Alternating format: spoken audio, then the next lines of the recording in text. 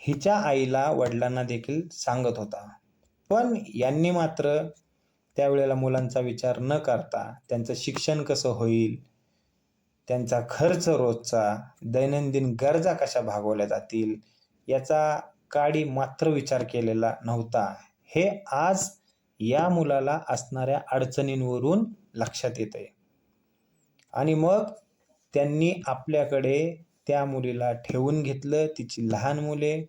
आणि आता पेपरमध्ये हे सांगण्यात येतं की ती घरोघरी जाऊन कॉस्मॅटिक्स, सौंदर्य प्रसाधने अशा वस्तू काही विक्री करायची आणि आपली उपजीविका करायची. आणि हा जो दुसरा आरोपी म्हणजे दुसरा पती, म्हणजे आता तो आरोपी झाला, ज्यानं हे कृत्य केलं तिला संपवण्याचं, आता त्याची भेट ही देखील कशी झालेली आहे.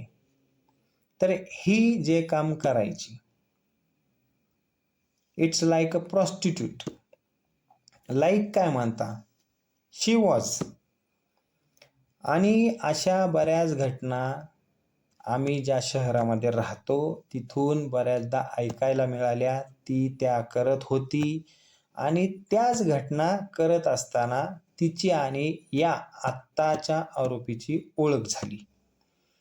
आता ओळख झाल्यानंतर तिनं त्याला जो आपला काही भूतकाळ होता तो कधीही सांगितलेला नसावा, नाहीतर हा माणूस तिच्याशी लग्न करणे शक्यच नव्हते. आणि हिचा इतिहास हा काही चांगल्या पद्धतीचा नव्हता. पहिल्या पतीला सोडून माहेरी राहायला आली हा इतिहास नाही म्हणत आहे, जो की इतरांशी संबंध प्रस्थापित करणे आणि स्वतःचं करिअर म्हणजे व्यवसायच त्याला बनवणे, मुलांकडे दुर्लक्ष करणे. आणि जसं मी मागाशी म्हणालो की मुलीचा देखील हिच्या मृत्यू हा संशयास्पद, तो या अर्थानेच म्हणतोय मी की तिनं जे स्वतः काम करायची त्यात मुलीला देखील गोवण्याचं काम केलं.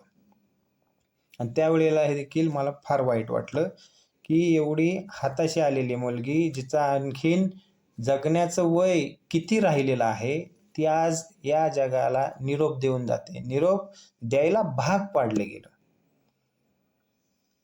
तर ही मयत महिला, तर हिनं या जो आरोपी आहे आत्ता ज्यानंच तिला संपवलं याच्याशी ओळख याच माध्यमातून केलेली होती, हे माझं म्हणणं आहे. आणि आता ज्या वेळेला त्याच्यासोबत लग्न केलं, त्याच्याकडे राहायला गेली, आता हे राहणं देखील किती दिवसांचं,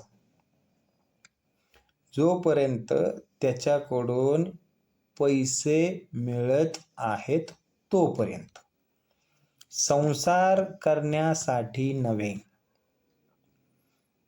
हे मी का सांगतोय, का तर मी जेव्हा हा आरोपी आम्ही जिथे राहत होतो तिथेच एकदा हा आलेला असताना आमच्या संपर्कातील काही मुलांना तो आढळला आणि हिनं तेव्हा सांगितलेलं होतं की हा मला मारण्यासाठी शोधतो आहे. पण त्यावेळेला मी तो विषय तिथे मिटवला आणि त्यांना सांगितलं होतं की ह्या बिचाऱ्याची चूक नसावी, कारण तो त्यावेळेला इतका भावनिक होऊन सांगत देखील होता की माझे हिनं 2 लाख रुपये घेऊन आलेली आहे, मला सांगितलेल्या गोष्टी या खोट्या निघाल्या. कारण जेव्हा तो आला, चौकशी केली, आसपासच्या बाहेरच्या लोकांनी तिचं चारित्र्य काय लायकीचं होतं हे त्याला सगळं सांगितलं. आणि तेव्हा मग तो नेहमी तिला शोधण्यासाठी तिच्या घराकडे त्या परिसरामध्ये फेरा मारू लागला. एके दिवशी माझ्याशी भेट झाल्यानंतर मी समजावलं देखील की ती इथे राहत नाही, दुसरीकडे राहते. ती दुसरीकडे जाण्याचं कारण पण तेच की आता याच्याकडून जे पैसे मिळवलेले आहेत ते याला द्यायचे नाहीत आणि पुन्हा दुसरा बकरा शोधायचा. आता मग हा व्यक्ती जो मनापासून कदाचित तिला पत्नी मानत असेल, त्याला काही हे सहन होत नव्हतं. तो माझ्यासमोरच एकदा आला, पुन्हा किती वेळा आला असेल याचं काही मला आता सांगता येणार नाही. पण जेव्हा जेव्हा कधी आमच्या चाळीमध्ये जायचो तेव्हा कळायचं की तो चक्कर मारून गेलेला आहे, तो शोधतो आहे. का शोधत होता? तर त्याला कदाचित याची उत्तरं हवी असतील, की माझ्या भावनांशी तू असा खेळ का केला? कदाचित तिनं समोरासमोर येऊन व्यवस्थितरित्या त्याला समजावलं असतं, घेतलेले पैसे परत दिले असते, तरी जगण्याचा तिचा काळ कदाचित वाढू शकला असता. पण हे काही त्याला सहन होत नव्हतं, की एकतर विश्वासघात केलेला आहे, आपण घरच्यांच्या विरोधात जाऊन हिच्यासोबत संसार थाटला. शेवटी तिनं काय केलंय? पैसे घेऊन पसार झाली. मग जेव्हा कधी त्यानं पाळत ठेवलेली होती, तिनं जेव्हा आपण इथे इथे राहत नसून दुसरीकडे राहतो असे सांगितले जरी होते, तरी त्याचा विश्वास नव्हता. त्यानं तिला कुठेतरी गाठलं आणि शेवटी तो तिला जिथे ते राहत होते, जिथे ही घटना घडली, तिथे तो घेऊन गेला. घेऊन गेल्यानंतर जे की तपासामध्ये पोलिसांनी सांगितलेलं आहे, आरोपी पती याने दारूच्या नशेत तिचा खून केला. तोही कसा केला? तर नाक आणि तोंड दाबून, श्वास गुदमरून तिचा खून केला. आता एवढ्यावरती तो थांबला नाही, तर त्यानं शेजारीच घराच्या असलेलं पत्रा शेड, त्या पत्रा शेडच्या जवळ मोठा खड्डा खोदला. खड्डा खोदून तिचा मृतदेह तिथं गाडला आणि 2 दिवस त्या गाडलेल्या मृतदेहाच्याच तिथे तो बसून होता. कालांतराने तिथे दुर्गंधी सुटली. दुर्गंधी सुटून आसपासच्या लोकांना थोडासा संशय आला आणि मग पोलिसांच्या तपासाची चक्रे फिरली आणि हा आरोपी 302च्या गुन्ह्यामध्ये अटक झाला. आता हा आरोपी अटक झाला, तो त्याच्या गुन्ह्याची शिक्षा भोगतो आहे. तिला तिच्या कर्माची फळं मिळाली. तिच्या मुलीला यांनी संपवलं. आकस्मिक तिचा काळ नसताना देखील तिला या जगाचा निरोप घ्यायला लागला.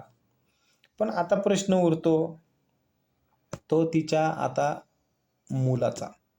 मुलाचं वय 22 वय आहे आणि जसा तिचा मृत्यू घडला तेव्हापासून त्यांनी या मुलाची जबाबदारी आजीनं, आजोबानं आणि मामानं पूर्णतः नाकारली. ही जबाबदारी नाकारल्यानंतर तो बऱ्याचदा त्यांच्याशी भांडला. मला घरातून बाहेर का काढता वगैरे वगैरे बऱ्याचदा भांडणं झाली. समजावण्याचा देखील प्रयत्न केला, पण आता त्यांना वाटतंय की त्यानं स्वतःचं पाहावं.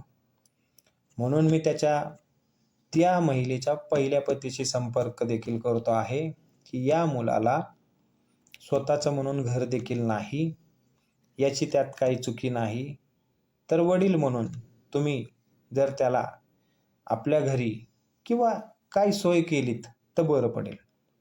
तर त्यांचं आता असं म्हणणं येत आहे, की ज्यावेळेस ती मुलं लहान होती तेव्हा मी जबाबदारी घेत होतो. माझी मुलं मला हवी होती.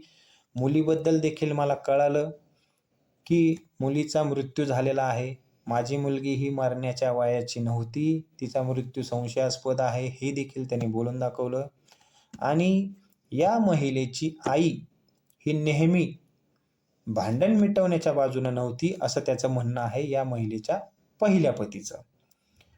परंतु आज या मुलाला सर्वांनी वाऱ्यावरती सोडलेला आहे.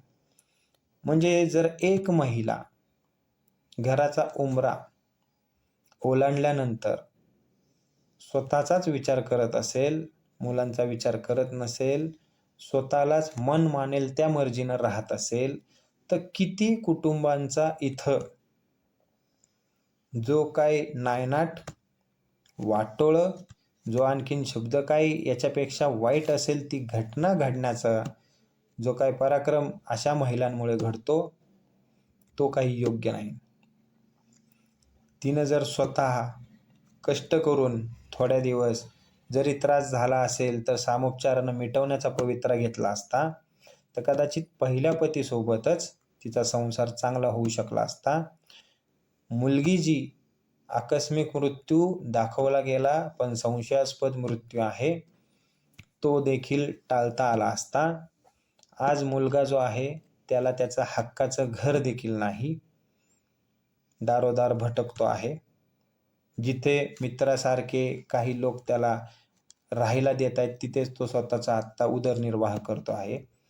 थोडे पैसे मिळतात त्यात तो खातो आहे. मी जसा उल्लेख केला, वडिलांना त्याच्या मी सांगितलं पण ते तयार नाहीत. या व्हिडिओच्या माध्यमातून मी आज ही सत्य घटना घडलेली आहे ते आपणासमोर मांडली.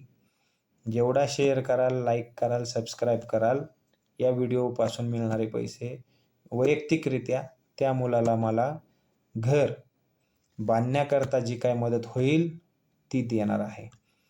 आत्तापर्यंत मला जेवढं होतं मी त्याच्यासाठी करतोच आहे. बऱ्याच यूट्यूब चॅनलवरती असे गुन्हेगारी स्वरूपाचे व्हिडिओ अपलोड होतात ते पाहिलेलं आहे. पण असं वाटलं की ही माहिती तर माझ्या जवळचीच आहे आणि त्यातून या मुलाला मी काहीतरी देऊ करू शकतो. या व्हिडिओला इतकं शेअर आणि लाईक सबस्क्राईब करा की मुलाला मला काहीतरी देता येईल. तुम्ही म्हणाल सध्या तुम्ही तर काय वकिली करता, मग का नाही मदत करू शकत? तर सगळ्यांनाच अडचणी असतात. कष्ट करून मीही इथपर्यंत पोचलेलो आहे.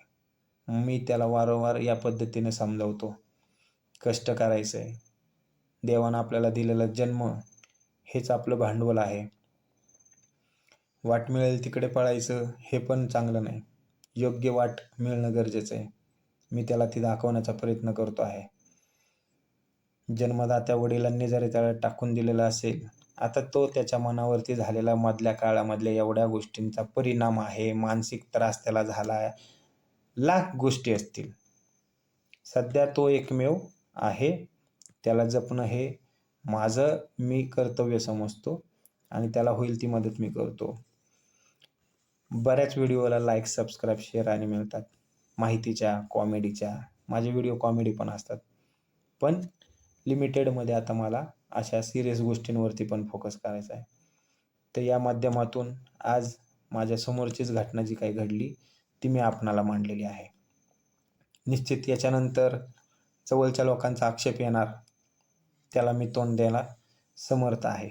जर कोणी आक्षेप घेतला, बऱ्याच घटना घडतात, त्यातली ही एक घटना. पण पहिल्यांदा या पद्धतीचे व्हिडिओ सुरू करण्यासाठी मला याच घटनेला निवडावंसं वाटलं आणि ती तुमच्यासोबत शेअर करायला मला महत्त्वाची वाटली, म्हणून मी ती करतो आहे. जरूर अशाच घटना आसपासच्या ज्या सत्य घटना असतील त्या आपल्याला मी सांगेन. पण यातून शिकायला देखील हवं. टोकाचं पाऊल उचलू नका. स्वतःचं आयुष्य हे वारंवार मानवी जन्म तर त्यातले त्यात हा फार चांगलं कर्म केल्यानंतरच मिळतो आणि आपल्याला त्याच जन्मामध्ये चुका सुधारण्याची देखील संधी मिळते. चुकांचं स्वरूप मात्र गुन्ह्यामध्ये होऊ देऊ नका. वेळ असेल तेव्हा चूक दुरुस्त करा आणि योग्य आपलं जीवन जगा. धन्यवाद.